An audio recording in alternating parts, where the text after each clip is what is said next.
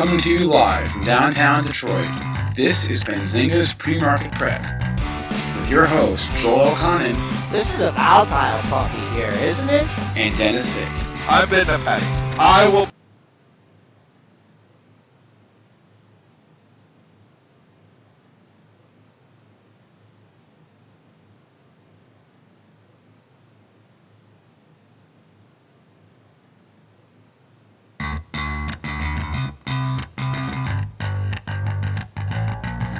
Coming to you live from downtown Detroit, this is Benzinga's Pre-Market Prep. With your host, Joel O'Connor. This is a volatile puppy here, isn't it? And Dennis Dick. I'm bidding a penny.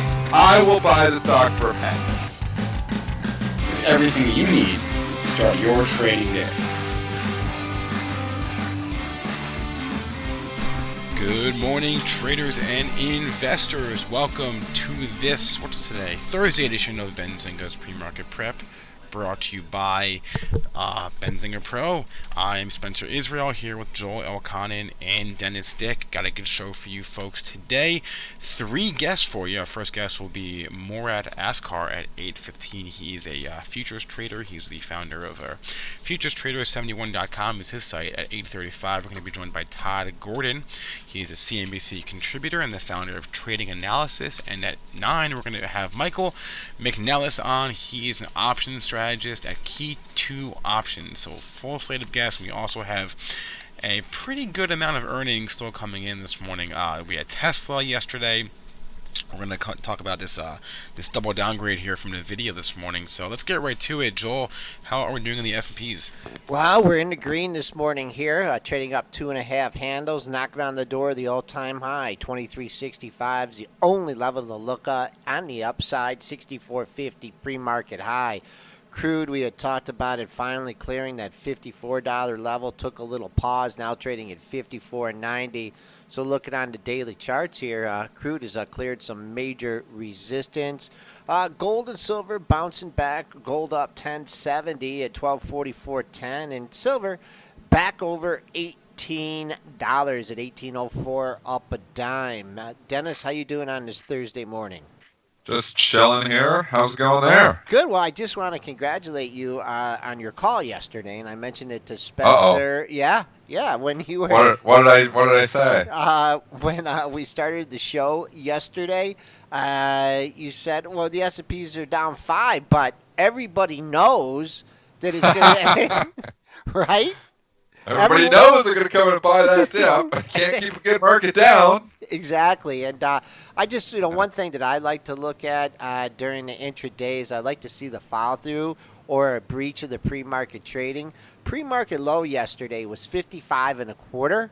We got down to 55.75. So boom, that couldn't take that level out. Never took out the pre-market high yesterday, but that's something I looked through to see if either we're going to hold the range or have a breakout or breakdown day one side or another. So little tip there. Right now the pre-market high is 64.50. But should we talk about the double downgrade in NVIDIA or Tesla earnings? Let's talk the double downgrade. We already start with earnings. Let's talk NVIDIA here because this thing's getting the beats here this morning. And the double downgrade trick here, Joel. Last night after the Bell Namur comes out and they downgrade NVIDIA here to reduce with a price target of $90. And then, just to better them, BMO here this morning, BMO Capital comes out, and they put an underperform on it with a price target of $85. So they're like, we can do better than you, Namur. We'll come out $85 here on this stock. So the stock's trading down almost 4 points here in the pre-market with the double downgrade this morning. 142,000 shares have already traded. It's trading very actively here right now. NVIDIA, what are your thoughts here, Joel? Is this over? Is the story over? Because Namur and BMO think it is. All right. Well, there's 2 things here. We can have a new acronym. That would be APO, analysts piling on, right? One on another. And the other thing I think is interesting about this is both of these downgrades took place after hours. Now, majority of your upgrades and downgrades take place during pre-market, right? I mean, I don't know how every firm does it, but little less liquidity, so you're able to move the stock a little bit more. We'll just give you the high and low here. NVIDIA has not taken out the recent low of the little dip since earnings. That's the 105 area, 104.79. Pre-market low is under 105 here, so keep an eye on that 104.79 if you're looking for any continued downside here in NVIDIA. Coming back on the upside here, you had a gap up day yesterday.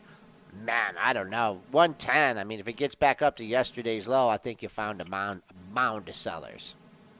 Let's talk AMD here. If you think sympathy plays, you automatically think AMD. Now, one thing I will say is, typically on upgrades, downgrades, you don't see as much sympathy movement. Fundamentally, it doesn't make as much sense because, if you have a bad earnings report or something from NVIDIA and knocking it down, you think, okay, well, that might affect AMD. This is an analyst's opinion on a specific stock. So typically, sympathy moves you don't see as much. But I did see AMD trading down last night fairly actively here. I even thought about shorting it myself, when NVIDIA was going down. AMD was trading down around 14.10. It's come all the way back here, and it was trading a lot of volume last night. 14.20, 14.15, even got down to like 14.12. They have a lot of traders there that are probably, knowing that there is somewhat of a relationship there. I mean, it's not a pure relationship, but there's a relationship there for sure. And they're, whacking it. But what? My bottom line is, we've already traded 231,000 shares of AMD here this morning. I think you got a lot of people here that are selling short AMD, like a lot of day traders, overnight traders, selling short AMD because NVIDIA is down right now. And I think you got a crowded trade here to the short side here on AMD, and I wouldn't be surprised if AMD actually holds up, just because I think a lot of your short-term players are already short. All right, take a look at that closing price from yesterday, 14.28. Also, the high from yesterday, 14.50. So even though it might not go down, I expect to see some sellers up to that 14.50 high. That takes AMD back to its highest level, I believe, since 2007 here. We all remember that. Back in October of 2007, it peaked at 14.73. So 9.5-year highs here in AMD. And the other thing I just wanted to mention, kind of the stepchild here now in the chip industry, Intel. Intel has gone the opposite way since earnings with AMD. Intel peaked at 38.45 and then dipped under 36 yesterday, where AMD has tacked on over $3 since its earnings report. And you used to see Intel, AMD, people would pair those up, and now they're doing more NVIDIA, AMD, because AMD has moved, more into the gaming, more into the stuff that NVIDIA is doing, as opposed to competing with Intel as much, on chips into PCs, and other stuff that Intel puts the chips in. So kind of they've moved on in separate directions here now. AMD has tried to reinvent themselves, and good for AMD, because stock obviously has come back a long way since they've been focusing more on the gaming area. All right, done with the AMD NVIDIA show. Yeah, done with the AMD NVIDIA show. Tesla here, let's talk TSLA. Was trading up the entire after-hours session on its earnings report last night. We're going to go get the details from Spencer Israel right now. Yeah, so there's kind of a lot. So Q4 sales, $2.28 billion versus $2.18 billion. So they beat the estimate on that. They also reported Q4 GAAP EPS of a 78-cent loss, adjusted EPS of a 69-cent loss. The estimate was 43-cent loss, so lower on that. They see their deliveries for the first half of 2017 at 47,000 to 50,000 for the Model S and the Model X combined. They say they're on track to launch the Model 3 and Solar Roof in the second half of the year. They're investing $2 to $2.5 billion in CapEx to start the Model 3 production. And so they beat on the sales estimate. There's all your sales model projections for you. They're also finalizing locations for their new gigafactories, and they said there could be as many as 5 more. But then on the call, they said their CFO is leaving, and that could be the catalyst on the downside. Well, Tesla, I know, price don't lie. Tesla was trading up the entire after-hours session, and then you look at it here this morning, and now it's given those gains back and is now trading down. So I think maybe the CFO was the catalyst, or whatever the news was this morning is what's driven it down, because we were happily in the 280s here last night for the majority of the after-hours session. Now we're under 270, trading at 269.5. Give us some levels here, Joel. Well, one thing you have to take into account is just the incredible run that this stock has had going into the report. So high expectations, they really had to blow it away. Look at this thing; it added 100 points here since November. So you had very high expectations. I'll just give you the pre-market trade, the pre-market parameters here. Pre-market high, we did get to 283.45. That was right near the high of the move, but now we're trading lower here. The important low for me to keep an eye on would be this low that you had going back 3 days ago at 264.15. So that's your bogey on the downside. On the upside, let's see what happens if you could get back to the close of 273.51.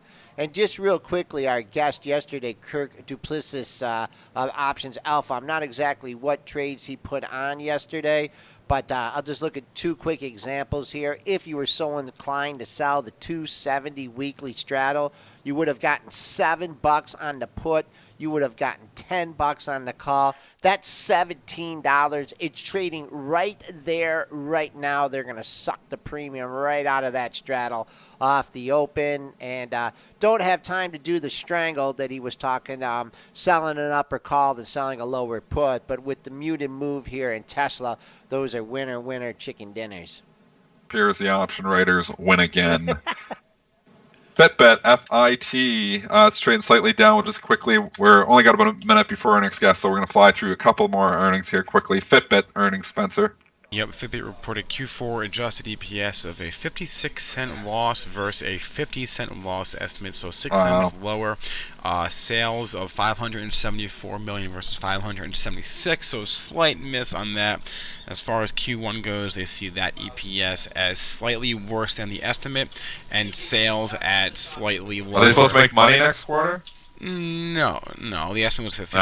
They're burning cash now. Yeah, so here you got the one-trick pony. Their one trick looks like it's not working out anymore. Now they're burning cash. But they did. That's enough story for me. They did sell 6.5 million devices last quarter. So not enough when you're losing 56 cents a share and the stock's $5. I'm hands off on this one. I know you can have short squeezes. A lot of different things can happen here. We'll go look at the short interest, but this chart is ugly here. This was a one-trick pony. Me and Joel never really liked this Fitbit thing. I told you I bought the thing, or my wife bought me one of these back, and the heart rate monitor wasn't even accurate. So, and then there was a report even from some professor that basically said the heart rate wasn't accurate. So maybe they fixed those problems here, but stock was $50 a year and a half ago. It's $5 here now. That's my 90% rule. When stocks fall 90%, they typically don't come back. You'll get the odd one that does, but I'm done with Fitbit. I mean, I don't know if I'd be selling it short. I don't like selling short $5 stocks down here, but the story appears to be over. I can't speak so much for the stock, but I do own a Fitbit for the last. Does yours work? Yeah, and your heart rate? You have a heart rate monitor? No, I don't have that. I'm too cheap. No, I don't have that. Yeah. So it's good to count the steps. So I like the heart rate part. It was not. I was running. I told the story before. I was running, and I was running at 110, and my buddy was saying, "Man, that can't be right. You're running full speed out, and you're at 110, 115." I'm like, "Yeah, I should be up 140. I must be really fit." All of a sudden, my heart rate's only going to 110. But then I was trying to count with my own thing. I was like, it isn't right. And then I read that report. So they did say there was, somebody said there was an issue, and I think they maybe have addressed that. But in any regard here, price don't lie. $5.81 here now. Maybe you get a bump. Maybe you get some short squeezes. Things do pop. So that's why I don't want to be short the thing. But long term, one-trick ponies tend to not work out. That was just a roundabout way of Dennis saying how great shape he's in. All right, 8:16. Morad Askar is our first guest of the day. He's a futures trader. He runs the site futurestrader71.com. He will be joining us right after our first break. So we'll be right back with Morad. Whether you're a short-term swing trader or a long-term investor, you need to check out Thinkorswim, brought to you by TD Ameritrade. There's a reason why Thinkorswim has been named the #1 trading platform, because it has it all. With Thinkorswim, you can trade stocks, options, futures, forex, and virtually every other type of order. Get notifications on mobile devices and interact with other traders in chat rooms. You can also use technical indicators and see the latest investing and trading education in Think Money magazine. If you want to keep up with the markets, you need Thinkorswim. To experience everything Thinkorswim has to offer, open a TD Ameritrade account today. Thinkorswim, the online trading platform for traders and investors. TD Ameritrade, member SIPC. All investing involves risks.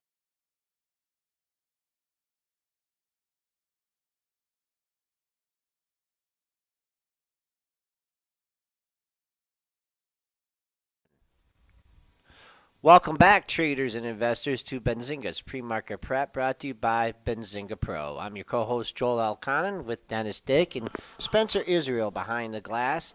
We have Morad Asghar on the line. He's a futures trader, better known as Futures Trader 71 on Twitter. Morad, how you doing today?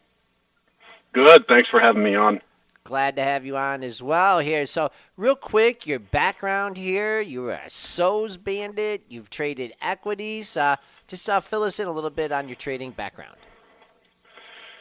I started about 16 years ago. I joined a group of traders down in Florida, trading NASDAQ stocks, mostly keeping 7 or 8 boxes up on the screen and scalping order flow, mostly just front running orders, things like that, when that was easy. On level 2, did a lot of shares, just high volume, high frequency type of manual trading. And we focused mostly, started out on issues like JDSU and so on back then. And then that dried up right about when they went to decimals, and then 9/11.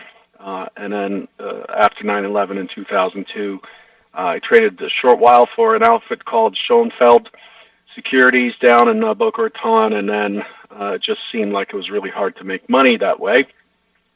So I came up to Chicago and got a prop job at a prop shop here in the Board of Trade, and I've been here in Chicago ever since. I switched to futures, and I never really went back to trading equities again as a trader, as an investor, of course, but as a trader, my focus is really futures. And I talked to you, on the phone a few times. I know you're a devout student of the S&P 500 futures, and of course, when you follow the futures, you got to keep track of the stocks. I know you'd like to keep track of the stocks through Benzinga Pro. Just talk to us how you utilize that platform.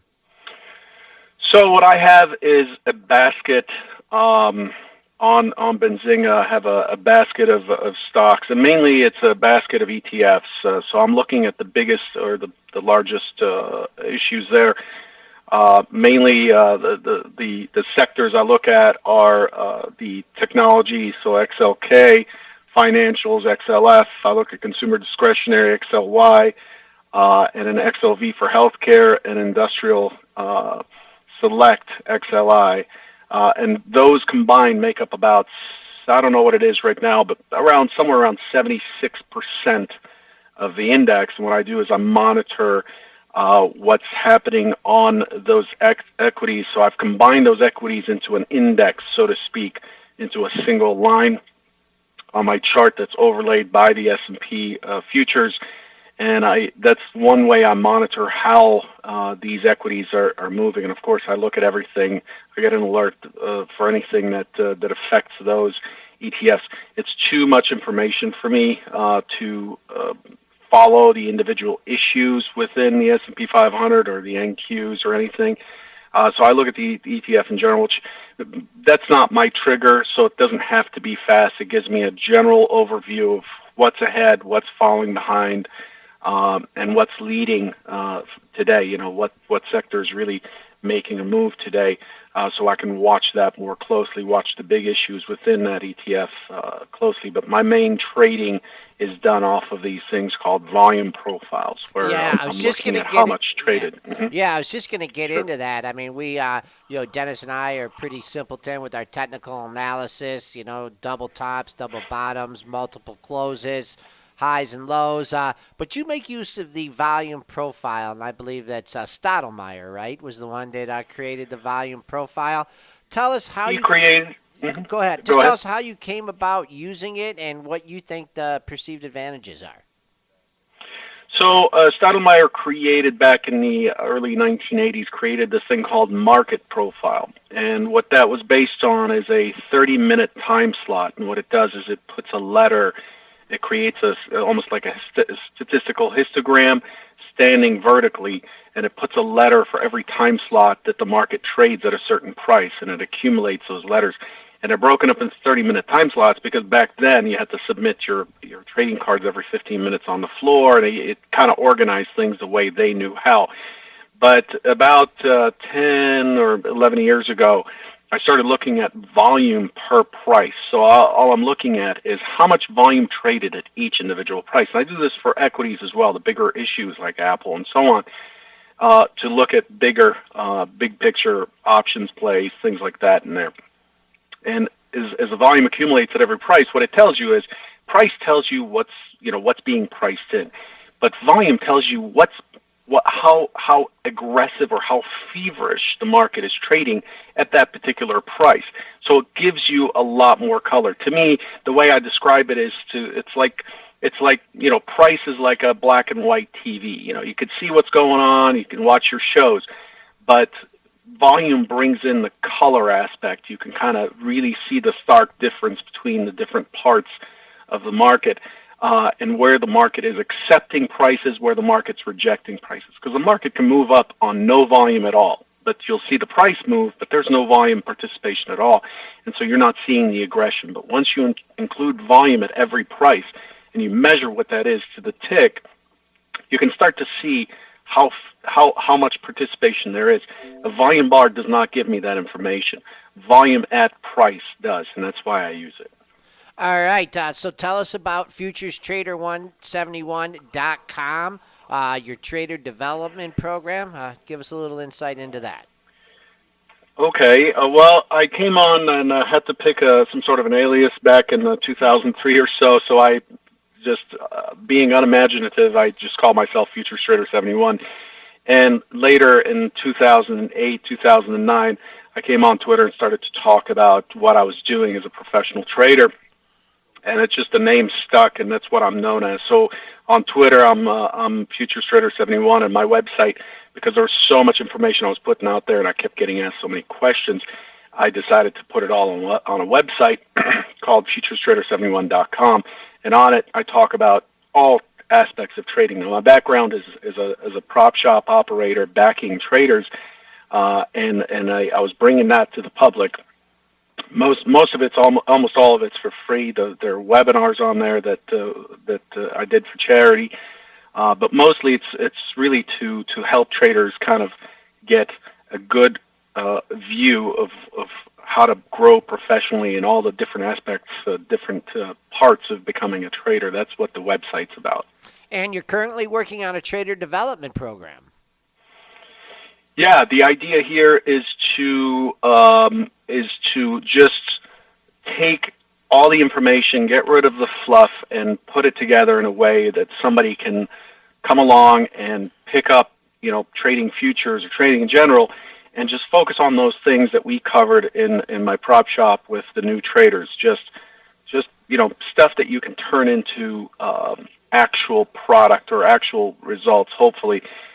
Rather than fluff. We just don't cover theory too much. We cover more what exercises you need to do to get over certain hang-ups and issues when it relates to mainly trading futures, which I feel is a much more competitive field. It's tougher, but then there's a lot more leverage, which is good and bad, but also a good use of capital. You can get long or short futures without the the pattern day trader rule in futures, with an account as small as $2,500 or $5,000. As long as you monitor your risk, there's an opportunity there to take advantage of market moves. So that's why I focus a lot more on futures. Hi, Morad. Dennis Dick. I just had a couple questions with you just regarding the equities. So you started, it sounds like, as an equities trader, and now you've become a futures trader. What did you like trading better? Did you like trading the equities better or the futures better? And then I just have a general question with you on futures versus equities. But what did you like trading better? I definitely like futures better. Once I moved to futures, I never really looked back at trading equities at all. And the reason is equities are easier to trade because you can go and trade a much smaller lot size as you're learning.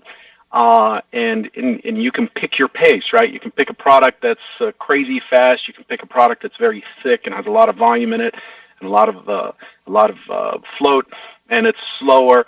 With futures, you're in the same spot as the guy who's been there for 40 years. You're the same spot as the Wolverines and the Citadels and the Goldman Sachses that have to get in and out of the market.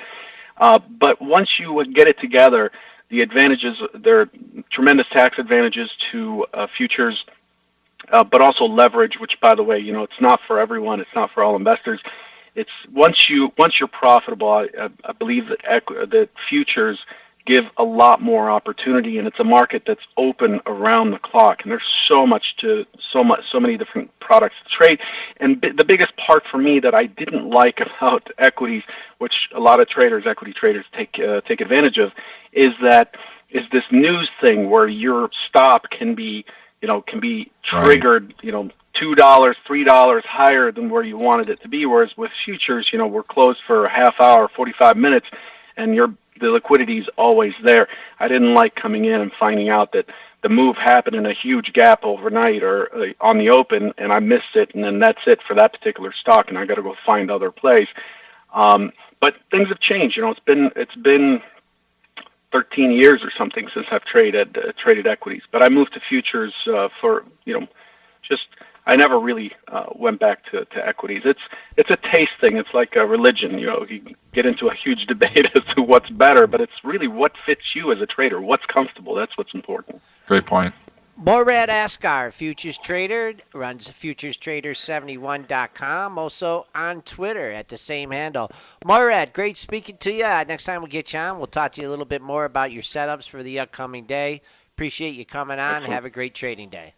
Thanks for having me on. Great listening to you. Take care. Thanks, Brian. All right, 8:28 here. Dennis, just to cover a couple issues here that were brought up in the chat, and I don't want to let them go. The first one here is ExxonMobil.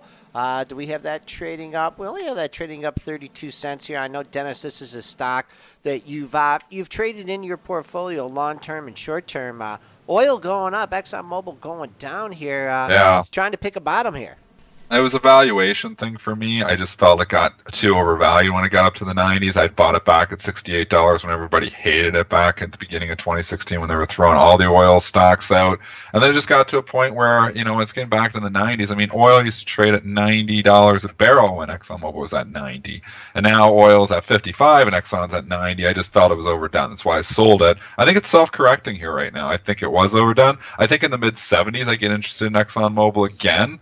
But, at the same time, it's just a valuation issue. And on my portfolio, my investing portfolio, I do a lot of, fundamental valuation there. And when stuff gets overdone, that's when I'm looking to basically, lighten up on that type of stuff. So, same thing with Procter & Gamble, why I sold it there. And I know it's higher than that now, but sometimes valuation becomes an issue. And valuation is an issue with all this overall market right now. But specifically, ExxonMobil has been ugly. I mean, you look at this, trend here since the start of 2017. We started this year at 90. It's now 80 or 81 here in the pre-market. This is an incredible down move considering oil has not gone down. So obviously something else happening there, maybe with valuation, maybe with a number of other issues, who knows, but the trend is not your friend in this case. And remember, the Mark Yusko hates ExxonMobil. And I listen to Mark, so that even makes me say maybe I shouldn't be buying this at 75. Maybe I should wait for my 68 price again. But I don't know if it's getting that low again. But we'll see. I'm not in it here yet. All right, I'm not sure who was looking at this, but I just looked at it. 10 down weeks in a row here, going back to December. So maybe wait for a green weekly candle or something before you start getting nervous. Yeah, 10 weeks in a row. And what was that? Wasn't it like 21 out of 22 days? So we weren't looking at weeks, but ExxonMobil had that run like a few years ago where it's down for 21 out of 22 days. ExxonMobil becomes trendy like this. Yeah, it does have these moments here, and you're 10 weeks down in a row. If this becomes one of those 21 out of 22 things, man, we could be talking in the low 70s. All right, and also FCX. I think someone here in the chat was looking for a bottom here, and once again, this is the daily chart. I mean, at least 3, 6, 7, 8 out of 9 down days. I don't know. I mean, unless something, fighting the trend. Unless something happens soon, I could see this thing in the lower 13s here. I see three lows just above 13, so I think I'd hold out there and see with someone to step out a buyer. Also, you've went from 9 to 17. That's an 8-point move. You add 4, that takes you right to the $13 area as well. So Trump bump is kind of falling off here. I'd be sitting back and wait to see what happens at $13. $13, big level for it. Albrand's earnings last night is one of your disaster stocks of the day, trading down a cool 14% here this morning. I had a big whole number though, right at $50, right on the kisser here right now. Spencer, what did Albrand's have to say? L-Brands reported Q4 adjusted EPS of $2.03 versus $1.90. Sales $4.48 billion versus $4.51 billion, so they didn't miss on that number. They see their fiscal year 17 EPS at $3.05 to $3.35. That is lower than the $3.61 estimate. Ooh. Guidance, I get back to the algorithm. Guidance more important than current earnings report, and that is showing up here in the Albrand's price this morning. This is getting hit pretty hard here now, and I don't know. A lot of people think, it's $100. This was $100 just over a year ago when we got 2016, so it's been cut in half here now. Is the punishment enough here now that you get interested long term on stock like Albrand's? Dividends now 4.8% here in this stock. I mean, is Victoria's Secret's going away? Spinner says Albrand's has $10 bras on Amazon. It's killing Victoria's Secret here. So I don't know if that's a joke or it's probably true. I'm also wondering if that's a joke or if that's true. It's a good joke, but it's a good fact too. I haven't been buying that on Amazon, to be honest. Actually, Lisa does all her buying on Amazon, so I don't know what to tell you here. I mean, Lisa buy all her bras at $10 on Amazon. I don't know. We get a package every day though. Dog food yesterday. Dog food on Amazon? Yeah. Oh. All right, $50, which is setting here at a psychological level. I mean, we were back in this area. I was just looking at the monthlies, and you had some monthly lows at 51.24, 51.03. We're below that level. Below that, $48, 47.74 was your low in February 2014. I mean, 50 looks like a lot better place to bring in a short, than maybe to attempt a long. But what's the volume on this, Dennis? Significant volume? Albrand's, oh yeah. 372,000 shares in the pre-market, and obviously it was trading a ton last night as well. So this is getting priced with millions of shares down here now. And some traders are asking me, could this be a bounce back candidate? When you look at the bounce backs and the earnings reversals, it's when the volume is light. We just had, we were just talking with our last guest there about volume, and when you see a million shares pricing the thing at 50, that is hard to bounce back because so many traders have now bought it down there. So, it's hard to just come right back there. Traders that buy at 50, the scalpers, the short-term after-hours, traders there, they'd be selling 50-50, selling at 51. So it's tough sledding all the way back up. And, so that's why when you're looking at, something trades down 8 points on a couple thousand shares, it's meaningless. It trades down 8 points on over a million shares probably when you combine pre-market after-hours trading on this since the earnings report. It's meaningful. So that's a consideration here. I think this is going to struggle to bounce back for that reason. I mean, can you bounce a buck or two? Sure. But if you think this thing's trading, and going to get it all back like some of the other retailers have, I don't think it's possible. All right, 8:35. It's time to bring in our second guest of the day, Todd Gordon, CNBC contributor when he can't get on the pre-market show, and the founder of Trading Analysis. We'll be right back with Todd Gordon.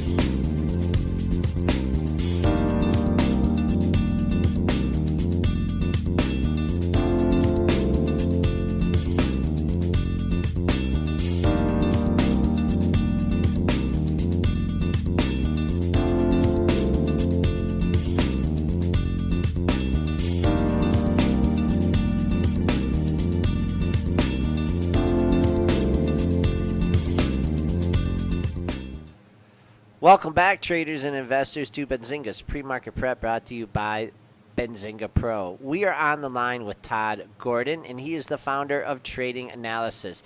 Todd, how you doing on this Thursday morning? Good, Joel, until I heard that funny joke just before you cut out a commercial. That's pretty good. Okay, all right. No more jokes like that, at least until Dennis comes on. But first of all, Dennis and I are going to be at the Traders Expo next week, and you're planning on attending. Maybe we could get together for a pop or two. I'd love to. I'd love to. I think I got two speeches Monday, but let's definitely hook up. Such a great event. Anybody's in the area, just come on by. Great excuse to get out of work, and really fun. Really meet like-minded traders, exchange ideas. So I look forward to catching up with you guys. All right, let's just go into the overall market here, and I'm not going to cite all these statistics of how the market hasn't been down, 1% in like 3 years or something like that. But what do you when market's getting this kind of mode? Actually, I haven't seen the S&Ps in this mode like for a while. What do you use? What do you use for targets, or what do you use to to identify some kind of weakness in the overall indexes or the overall market? Well, I love to use something to identify weaknesses. There's just not any. The analogy that I use, it's not really actionable, but it's like trying to jump into a dirty pond when you're a kid, and you just close your eyes, plug your nose, and pray it's not 2 feet deep. And what I mean by that is, if you're going to be trading the long side of this market, pullbacks are hard to find. So I kind of feel like you just got to jump in and pray. There's some depth to swim in terms of the momentum carrying through. So I hate trading these kind of markets, to be honest with you, because it doesn't take a lot of skill. You got to kind of push risk management aside and just buy the highs. You know what I mean? How do you, Todd, so question here, in this type of market, pushing risk management aside, and I completely agree with you. I mean, right. I was saying on the show yesterday, when we were down 6 points, I'm like, you know what, you buy the dip, because the thing comes back by the end of the day. It's a clockwork here. But, one of these times, the dip and, the buy the dipper is going to get hit, and and the market's not going to come back here. How do you prepare yourself for that, event that, the market doesn't bounce right back? Meaning, once you've established a pullback, you're just like, okay, finally, you jump in. Okay. Market pulls back 0.5%. It's been working, for the last year, basically. Pulls back 1%. So now you jump in. Market pulls back 1%, doesn't bounce back, and now it goes down 2%. Now you're sitting here, with a loser on your hands. How do you, So, I think that's a great question, and I think as we're all taught as technical traders, and I think the community in general, not just technical traders, but investors and position traders have been schooled on technicals. And the idea is to buy short-term weakness in rising markets and sell short-term strength in falling markets. So I think everyone's kind of schooled to that. I think we as a community have gotten smarter. You've got to define your risk on that pullback. For me, I love using fib. It's just my short-term timing tool. It defines my entry. You guys did a really nice interview with Nicola Duke. I tweeted at you guys, really nice little, maybe about a month or two ago. She's a big fib girl. So I like defining risk that way. So if you're not using fib, put a 1 or 2% stop on there. And if you don't identify the pullback, that's fine. But I think, for any trade or position, just go in with a plan. Moving on to the current market dynamics here, let's say if you had to use that dirty word and you were looking for some shorts in the market here, do you have any setups on your radar? It's weird. I actually was on Fast Money last night, and we were all talking at the top of the show about the unprecedented low vol, no lack of any 1% move, higher, lower, 15-day winning streak or whatever it is in the NASDAQ. And I actually did some work on XLK, the ETF that tracks technology. It's essentially the QQQ. And I actually was bringing to the table last night on the technical maps that this is not historically overdone. So just to talk about how much further the market could go, it's not unprecedented. And I have some notes. I'm prepared for Benzinga this morning. 11-week winning streak in October 1999. So the XLK closed up 11 weeks in a row, heading up into that 2000 top. Happened again in January 2012 with a 12-week winning streak. Currently, we're only 7.5 weeks in, so there's 2 other occurrences in the last 20 years. So we could have another month until we are truly in record territories in terms of this tech. So, there's 2 things. Technology is certainly, a buy and pray kind of model right here. And then the other one that I'm looking at is value stocks coming back. I think financials are on the brink of the next move up. I think it's really contingent on this bond range that we've seen breaking down. I have some bond positions. I have some dollar positions that are basically option butterflies, which are just sideways collect theta decay. I'm about to get out of those in an expectation that the bond market breaks down, yields get another push up, and that could be the catalyst we need for financials to go. So I am I was exploring the top in the S&P with some option strategies, but I've kind of tuck-tailed and run. I've actually switched. I put on a long financial position looking for those bonds to break down. So I'm joining the trend again. What about value, if you're looking at value stocks? What about the biotechs here? Because they've been coming back a little bit as well. If you look at the IBB just in the last 3 weeks here, we've had a nice run up from like the 265 area up into the 290s. I know we pulled back the last couple of days, but if you're looking for value, there's been a lot of value in the biotechs. I think it's been a value trap for a lot of people. I know I got trapped in Gilead as that stock has just continued to come down from when it looks cheap. But what are your thoughts here on the biotechs? For me, I just, until it breaks that 300, it's got to prove it to us. It's still range bound. It's still $110 off the high from 2015. So until it proves, for me, nothing. I mean, if you want to range trade it a little bit, if you want to scoop the lows, that's cool. But I think biotechs have a long way to go until they're back in play officially. All right, let's just go a little bit politics and the effect of politics on the market. No, we don't want to go into straight politics. Don't pull me into no, this. No, I'm not going to do that. Just overall. I mean, since the election, the infrastructure bump, stocks like X have just been out of control here. Now over $40. I mean, this is built on a lot of expectations here of what the administrations, what policies they can get across here. Are you playing any of the Trump stocks, or you're sitting on the sidelines? I played them on the original run-up, did well there. Been kind of stepping back a little bit, focusing more on technology. You've got some Amazon trades, like I said, some of the macro plays in terms of the dollar and bond sideways. Materials are really, really looking strong, and I think it really has to do, again, with that, the unbelievable move down in the bonds we've seen, up in rates. Stocks have maintained well. And then I'll throw one at you guys that I'm surprising to see the housing construction come on now. So all of a sudden, I think rates are obviously moving higher. I think set to move up again, and construction's moving up. REITs haven't come back, so housing's looking strong. Nucor is another one, U.S. Steel. So materials are looking really strong. So I just think it plays to this, this reinflationary trade that I think is in play. Bonds, technically speaking, as we're watching bonds fall in terms of the reinflation trade. If you look at the 30-year bond chart, and I'm talking 30 years of the 30-year chart, we're trading right now at around 151. We technically, I wish I could put a chart in front of you guys, we technically won't break the 30-year uptrend in the bond price, not the yield, the bond price, until we break 140. So we have $10 to go on the downside in bonds until technical support is broken. So imagine another $10 move lower in bonds, and I think it's potentially coming. So this reinflation's back. I love the materials trades. I'm going to look to be trading NUE. I like this little pullback in U.S. Steel. I was thinking about trading that one today, so I like it. Question though on U.S. Steel, you look at this stock and it's run up. It was $16 in November, and now it's $40. Doesn't that scare you a little bit? Oh, well, it was $7 in. There you go. Doesn't that scare you even more? No. So let me just do a quick little piece of analysis on here. So we went from 45 to 6. We broke through one of those key retracements. I look like.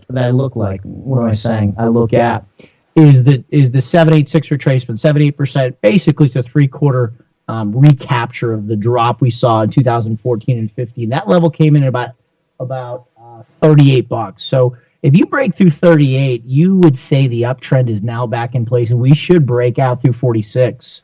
So I like it kind of playing short term, maybe do like a 40-45 call spread just to get up to those old highs.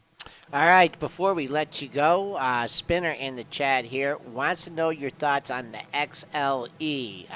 Energy has lagged this move up, and it's kind of going the opposite of gold here. Give us your thoughts on the XLE. I hate crude oil here. Like, it's the most untradeable market there is. I mean, does anybody disagree with me here? Like, I know we're talking about energy, but crude oil has just been just so tight in this $52, $53, $54 range. There's no implied volatility. The energy stocks are clearly lagging crude. So unless crude breaks 50 to the downside, the overall stock market comes off. I think this is the only way you can trade energy on the short side. I don't want to buy it because it's clearly diverging from the underlying. I don't like it. And let me just throw one thing at you guys, and I know we'll keep you on schedule. The stock market looks really strong. But there's three things that I want to kind of bring your attention to. Is like, why is gold rallying here? Why is gold well off the lows? Why are the bonds rallying? And why is the volatility index rallying? They have not broken through those late 2016 lows where the stock market continues to go. So I'm just, as I said, just jumping into that dirty pond. Just hope we don't hit bottom. Nervously long, just buying breakouts, trying to control risk. But there's warning signs out there this market might pull back. Hey Todd, before I let you go, real quick, how is the craft whiskey business coming along? Hey, good. I appreciate it. It's good. I got to get you guys a sample. I got to write that down. Good. We have a rye whiskey out. We sold out of our first batch. That's Upstate Distilling in Saratoga. Anybody ever heads to Saratoga Springs in upstate New York during the summer, come check us out. We got a distillery. The rye sold out. We just replenished. We got the bourbon aging, and that'll be ready in time for track season this summer. Oh, hey, are you? Do you like to play the ponies? Do you go to? I do. I grew up there. So. Oh, you're kidding me? Yeah. I'll call you after the show. I'm gonna come out for the Travers next year. Oh, perfect. Well, we're gonna be doing a big event at the distillery. I get behind. I 10 bar. Like I jump up on the still. Like I get dirty. I get my hands dirty. I work. It's great. Like the number one guest on Benzinga's pre-market prep show. Because Joel just found out you're into horses too, so this is great. Oh, yeah. Now, Joel's your best friend. And whiskey. Joel will be your best friend. Joel will be your best friend. All right, Todd. Thanks so much for hopping on today. We'll talk to you again soon. All right. See you guys Monday. All right. Thanks so much. He's your new best friend. No, the Travers Stakes and out there at Saratoga. That's one of the iconic places in all of thoroughbred racing. All right, Dennis, we got about 8 minutes here. Should we cover more earnings stocks or back to the ratings? Yeah, let's go to Kohl's here because we haven't talked. We talked Albrand's a disaster. Kohl's actually bucking the trend a little bit here and getting a nice little lift in the pre-market. It's not up 10%, it's up 1.5%. But Kohl's earnings, Spencer. Yeah, I'm not sure because it's not great. Q4 EPS, adjusted EPS of $1.44 versus $1.33, so that's good. Sales 6.2 versus 6.22 billion. Fiscal year 17 EPS in line, $3.50 to $3.80. 372 is the estimate, and then comps were down in the fourth quarter, down 2.2%. So not a great report overall. Guidance in line, though, that seems to be, well, it's leaking a little bit here, but that's a lot better than Albrand's when the guidance is significantly below street estimates there. So I guess it's a relative comparison there. And Kohl's obviously, they take guidance in line when you got Albrand's, lowering guidance significantly. And also they said on the call that Q4 transactions per store were down 6%. Yeah, the retailers are all in a world of hurt. This world of hurt wasn't as bad as maybe the street expected, and that's why you're seeing a little bit of a relief pop, although it comes with a word of warning because Macy's got a little relief pop on their earnings as well, and then quickly gave it all back. So I don't know if we can jump in, and say, it's time to go buy these department stores. Long term, these things are still in a world of pain. It hit 43.20 in pre-market trading. Now we backed off 70 cents for that level. So if we make another run up, keep an eye on your pre-market high. You also had a high at 43.24, so a nice correspondence there. I don't think Kohl's is really out of the woods here until you can clear 44. I don't know if that was on guidance or at the beginning of the year someone hated retail. I don't know if that's when Macy's came out or something, but really the stuff. Macy's warning. Yeah. Kohl's warning too. Same day. Macy's and Kohl's had an earnings warning same day, or it was their same store sales. So and they were down, talking about their December sales. That's what it was. Yes. Both on the same day, both within 10 minutes of each other, boom, boom. Macy's, Kohl's. All right, moving on. How's that for my goldfish memory? I'm bucking that goldfish memory. I remember that too, Dennis. I'm with you on that one. So look at me and Spencer. Yeah. We're starting to remember here. Yeah. The 6-second memory has now gone a little bit further. Jack in the Box earnings, JACK. This stock has been trending down ahead of the report, and somebody got the memo because, boom, now it falls another $10 on the report here. JACK looking ugly after just 7 or 8 days ago, challenging a new all-time high. Now we look at it, we're almost 20 points off of that all-time high. Q4 adjusted EPS $1.18, that missed by 6 cents. Revenue about $488 million, that missed by $11 million. Fiscal year, as far as guidance, fiscal year 17 adjusted EPS 4.25 to 4.45. 5.66 was the estimate for the fiscal year EPS. So they missed that by about $1, over $1. $94. Is there any support anywhere here, Joel? 90 and a quarter. That's I'd be sticking out my bid if I was. What's sure. what's That's pre-market low here? That's a pre-market low. 90 and a quarter. It got down to $90. Yeah. That was after hours. I was saying, wow. And then you had that 91 low that you got back to in October as well. So lots of support down there at 91. I don't think you're getting down there, but if it does, maybe you find another bounce level again. Yeah, you could see you had the quick, the initial breakdown and the 90 and a quarter.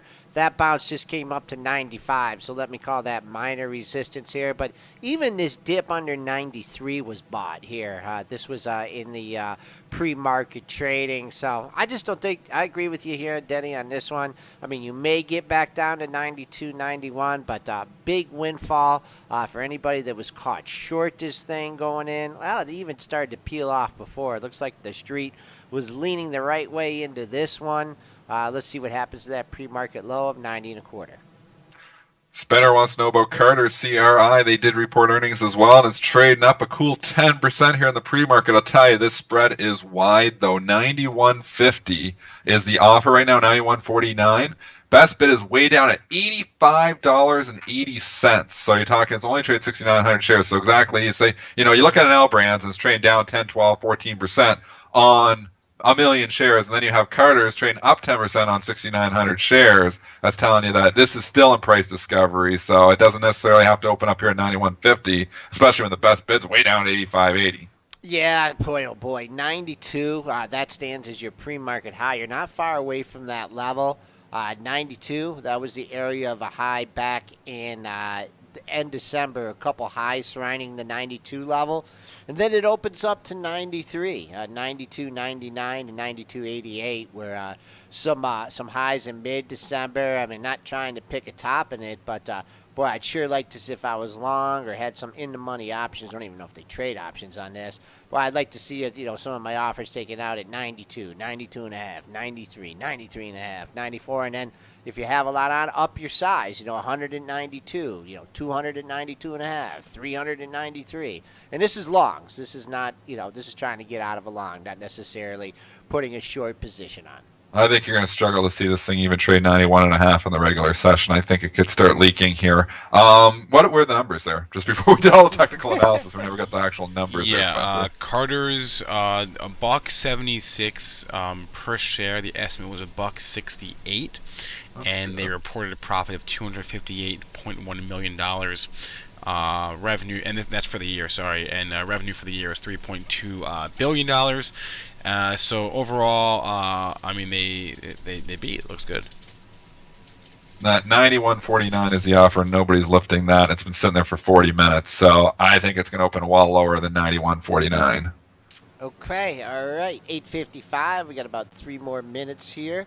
Still, have we finished the earnings yet? Yeah, we went through those. Home Depot, just quickly, Home Depot catches an upgrade from Morgan Stanley here today. This stock, it just continues to be a monster here. I mean, I don't know if you're ever going to derail Home Depot. I can remember having this in my long-term investment portfolio way back when it was $25 a share. And, I wish I obviously would have held it. I think I sold it probably at like 50 or 60. Now it's $145. That would have been one to hold on to. Anyways, Morgan Stanley upgrading an overweight price target 165 here now. HD, Joel, any levels here, or this, double top, or it's actually taking it out here, this one with the upgrade. This thing's just sky's the limit? Let's see here. Let's see how Home Depot is trading. 145.65. It got the nice burst off earnings here and then pulled back on the daily charts for Home Depot. And this was one where if you were trying to play it off the open on that earnings day, you probably caught a pretty good trade because I think it opened up at, what did it do on that earnings day? It opened up at 45.60, went another nickel to 45.65 before it came down. I actually got within 12 cents of the high from the previous day for the gap fill. So 145 and a half, that's your level. 145.65, that's your all-time high in Home Depot.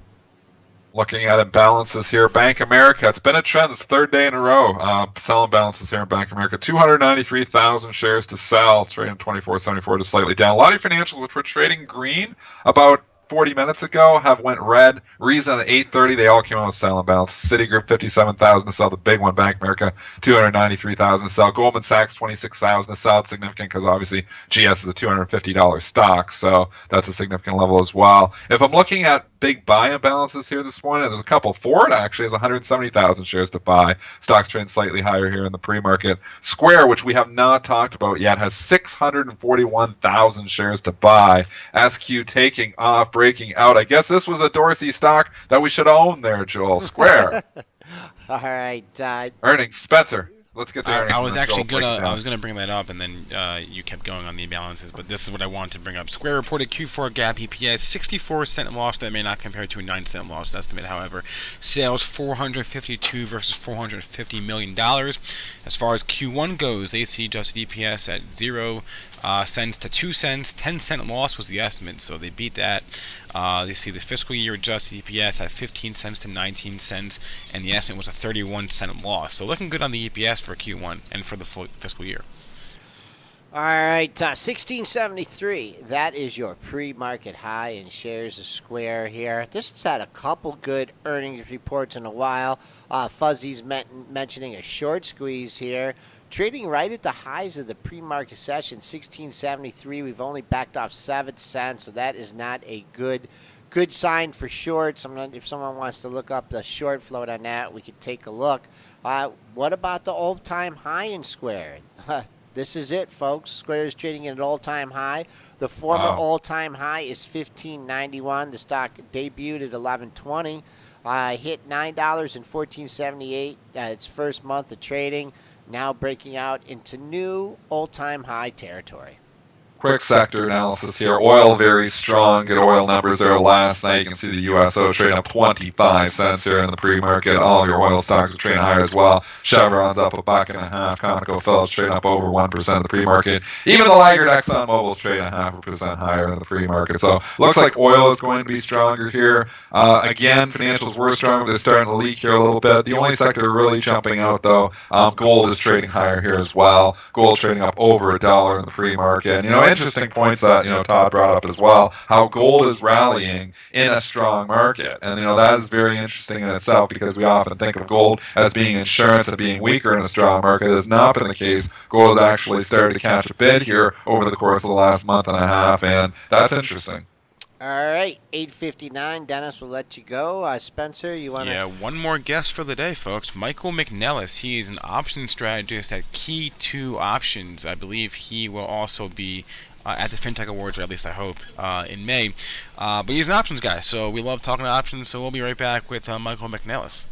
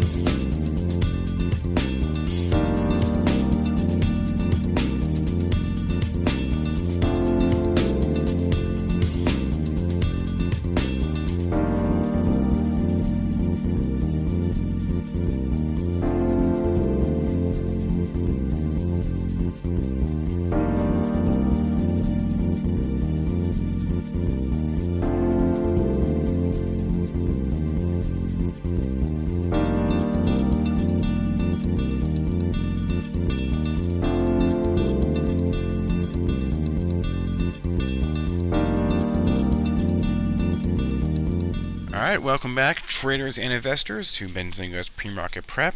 We're on the line with Michael McNellis. He is an options strategist at Key 2 Options. Mike, how's it going this morning? It's going great. Good to talk to you guys. Good to have you on the show. So tell us a little bit about, I don't think we've had anyone from Key 2 Options on this show before. So tell us a little bit about what you guys do. Yeah, so Key 2 Options is a platform for stock and options traders. We help people increase their ROI while reducing risk. The platform does two core functions. One, we have our state modeling, which is our proprietary buy and sell signal. So we classify stocks into one of 8 states, and 4 of them are bullish and 4 of them are bearish, and basically determined by the magnitude of the move. So the computer is really adept with our algorithm at predicting where we're looking for stock movements.